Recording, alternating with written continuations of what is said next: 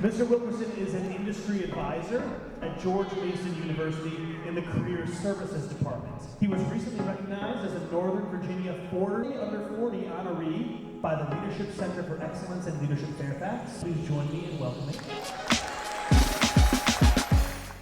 So there was a person, a young pupil, a student. These are always good stories when they have a master, a teacher, whatever. You know, I love those kind of stories too. And so this person was preparing to go out on a voyage. He was getting his boat ready. He was learning how to sail. He was doing the same things as Moana, going out a little bit past the island and coming back. He was practicing. He was getting ready for his journey. And he went back to his teacher or master or mentor, whatever you want to call him. He said, "Hey, I'm ready to go." And the master says to him, "Where is Tahiti?" Dude's like, "I've never been to Tahiti." So the master says to him, "You're not ready. Keep on practicing." So he goes back, does the same thing, tying those double knots and learning how to do it, looking at, the wind.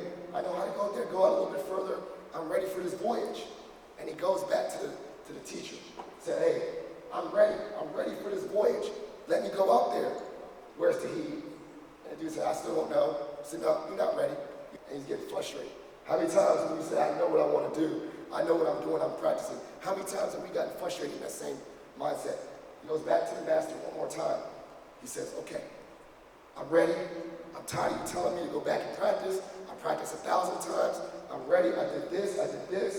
I'm there. I'm not scared. I'm ready. I'm doing it." And the teacher says to him one more time, "Where is Tahiti?" And the student responds to him and says, "It's in my mind." And then the teacher says, "Yep, you're ready to go now." So why don't I tell you some random story like this? Life has unexpected storms and tribulations and things that we're not expecting. COVID, this whole pandemic. We're going out on journeys.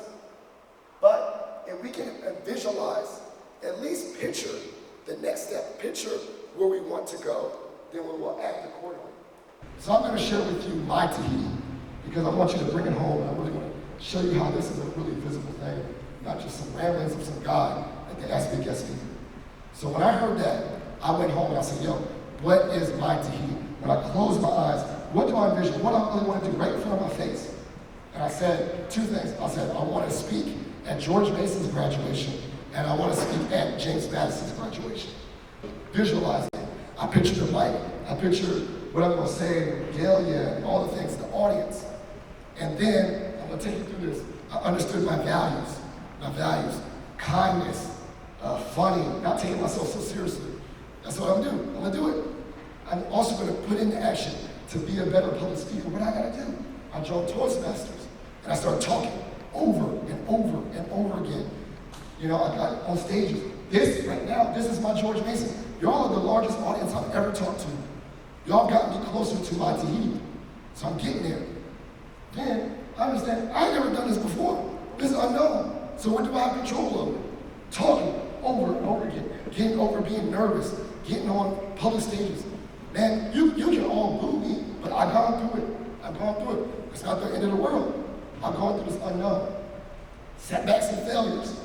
In this process to be a public speaker, I applied to TEDx's in multiple stages. Have I gotten on? Do the application for TEDx. I want to be the Tyson's Corner TEDx speaker. Sorry, thank you for your application. You decided to go with someone else. Okay, that's my failure and setback. Put that in my failure log. Maybe there's a blessing in there. Maybe there's something, as I look back on it, that wasn't the stage I was supposed to be at. Now, victories. This is it. This is the victory. I got a dub today. I got a dub.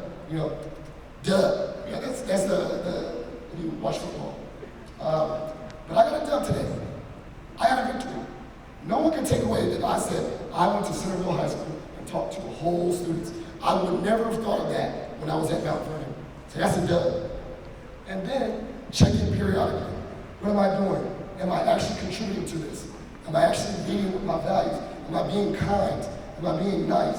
In this journey, am I being courageous on all that? And then lastly, recognizing I'm not alone. So one, if someone ever asks me, "Philip, how do I do this?" I'm always open to helping someone else. Say, "This is what I did. I don't know. Take my advice, leave it, whatever." But this is how I got closer and closer to my Tahiti. But at the end of the day, too, I also reached out to people. I reached out to people that, when I saw a TEDx video, I Google them, I look them up on LinkedIn and say, can I, I'd like to introduce myself. Would you mind giving me 10 to 15 minutes of your time to ask me how to be a better public speaker? Now, 95, does everyone that I do reach out to, do they help me? No, I don't lose no sleep. But the 2 or 3 people, they gave me advice. I got advice before this. And I reached out, so I'm really nervous, what do I do? So understand that you're not alone in this journey. You have values, and you're going to get to your Tahiti. Similar to Christopher Columbus, I close my eyes, right? And maybe I visualize it, and maybe I never speak at George Mason. That's the reality. Maybe I never speak at James Madison. That's the reality. But as I pursue that journey, Isaac, I'm not in the same island I started, and I ended up somewhere better, or I tried. So even in this journey, I might end up not at Tahiti, but Guam, another island, completely altogether. I might end up somewhere else, but I'm not in the same place I started.